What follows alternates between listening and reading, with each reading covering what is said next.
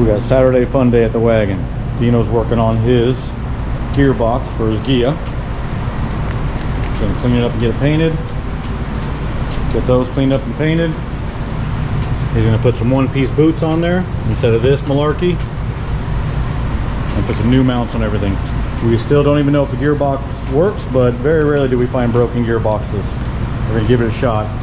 We're gonna change the arm out to the bronze bushing. It looks like it's got a decent, ooh, no. We'll be replacing that throw hot bearing. Looks are deceiving there. And we're gonna put the upright arm on this one right here. That'll be Dean's project for his 65 Ghia sitting over there. Purchase the bushings for it, do the shaft. Nice. If you got it out, spend extra time, get it cleaned up. A little fresh coat of paint goes a long way. Not only does it look better, once again you'll be able to find any of your leaks. We're going to ditch the drum brakes in the back and opt out for a rear disc brake kit for it. We'll see how soon we can make that happen. That's it. Dean's working on his stuff. Get these all cleaned up. Maybe polish the ends of the axles a little bit. Get them put back together.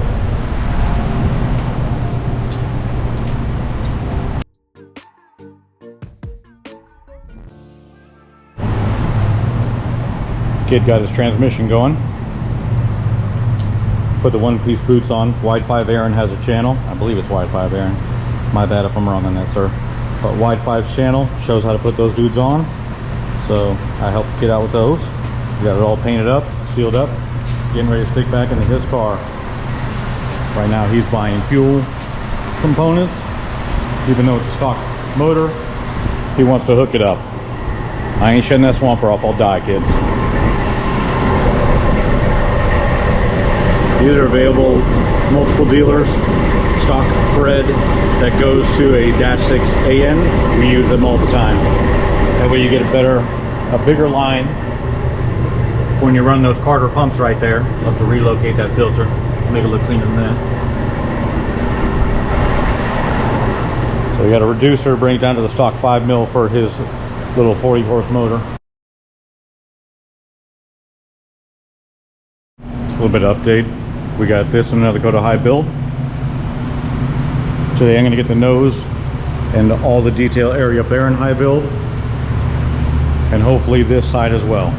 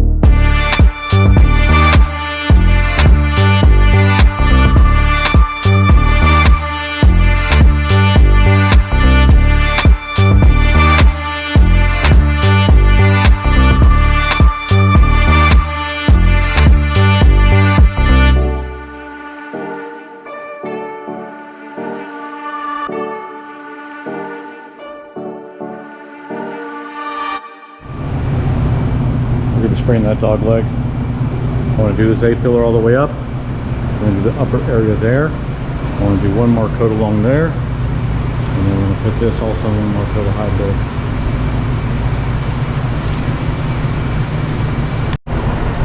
The high build we're going to be using is the Evercoat Super Build 4-to-1. This is a catalyst product. It can go direct to metal. It can go onto primed surfaces. Very easy to use product here, and I like the mixing ratio of the 4-to-1. For guys like me that aren't professionals and have scales and all that stuff, you know, it makes it easy for me to do with the cup. And I do it usually just a cup at a time because we're just doing small square footage areas. If we were doing, say, spraying it out in the booth, I'd be mixing up a much bigger amount of it. But we're going to go and throw this into the shaker, get it mixed up, shake your primers, throw your paints. You got your mixing cup, you go to your ratio. That cup stays there, 4 to 1. That's the formula I'm going to follow. We're going to do the whole cup, so we go our first pour to 6 with the actual primer. Our catalyst is going to be our 1 part taken to the secondary 6 line.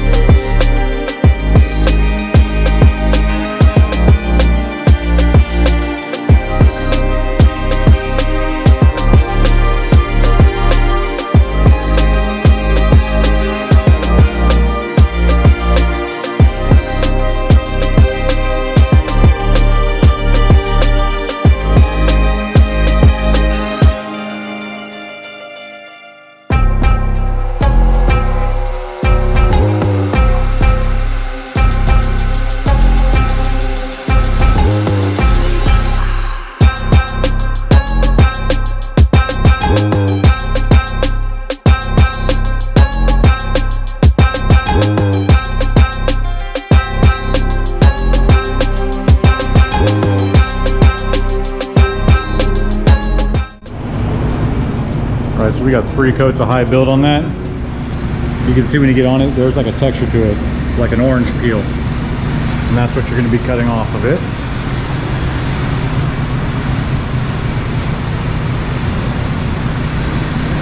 And there's a reason why I do small areas. I only bite off what I can chew at the time to make it simple and easy for me. I'm scuffing all this here, so if any overspray made it past here, I'm not too worried about it. It's going to wipe right off. But the overspray from this is very different than, say, like a paint. This cleans up really easily because it's so thick. And I just hit certain target areas that I'd already cut through, and areas I wanted to address more. So you saw the nose didn't have too many cut throughs, but the cut throughs it did, that was on the first step of sanding. I still have 2 more steps to go. So we do a 220, 320, and a 400, and then we start putting sealers and base on at that point. If you're going metallics, you need to go much finer than that. All right, so we've done our spray session on this. We got 2 more to go. I got this other side I need to finish doing, and then we're gonna do the roof. When I do this side panel here, I'll be doing these 2 rear corners. Hatch is going to come off separately, and I need a blocking session on that. I've got the deck lid over here. She's already been blocked. We're probably going to do 1 more coat on that. This is the apron. That right there is from my fender stand. Took some material off. Apparently it was too wet when it went on it. So this has a coat of high build on it. It's ready to be blocked. So I sprayed this out right here. What I'm going to do is I'm going to spray the Titian red and the silver beige on this, so the client can approve of the color when they actually see it on something. I'm going to gloss it out, everything, hopefully to look exactly like it is on the vehicle. So notice I'm going on a gray base. Before I spray my base, it will get a sealer on it, and then the base coat to make sure it's going to look exactly like what I have planned on applying to the bus itself. So why do I do it the way I do it? I am learning as I go out of necessity. The necessity was I would hire people to do stuff like this and constantly be let down, and I would always say I can do better than that. So now it's time to put my money where my mouth is on my builds and I handle doing the paintwork myself now. It is the worst part of the job, hands down. It's time consuming, it's repetitive, it's maddening, absolutely maddening. If you've ever done it, you'll know what I'm talking about. This has been blocked already. All this has been blocked. But when you find imperfections, you have to start over again. Put it on a block again. We want it flat. We're looking for show quality finish here. This, by doing it this way, I can control how much I'm doing. These chemicals have a certain amount of times they have to set off, a certain amount of drying time, and much like anything else in chemistry, you want to get everything as exact to instructions as possible. Temperature, timing, humidity, all that good stuff. So by doing it in small chunks, I have much more control over that. If I try to tackle priming this entire thing in one setup, I'd drive myself crazy. I'd be constantly stepping on my own work. So that curtain right there keeps it for motor spray going back there. Not to mention we got exhaust fan.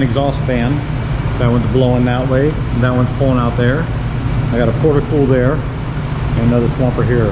Trying to move as much air out of here as possible for this small little spray out. So we had this all masked off. We had all this all masked off. So it's still nice and clean. We're going to be able to go through that, scuff it up, and do it. Our next session will be, so the only areas that I high build in here will be this dashboard, my two headlight buckets, my center section there. I'm going to do the edge of these, which I don't even know if I'm going to do that because these do get covered in the rubber and they look pretty good as is.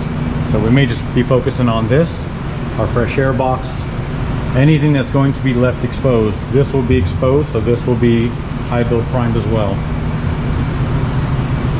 as will this center section here. Floors, most likely not. Gonna leave them in that, and then we're gonna start just putting sealer and everything on top of that. All this area in here, just gonna basically cut it and we'll put sealer and color on it.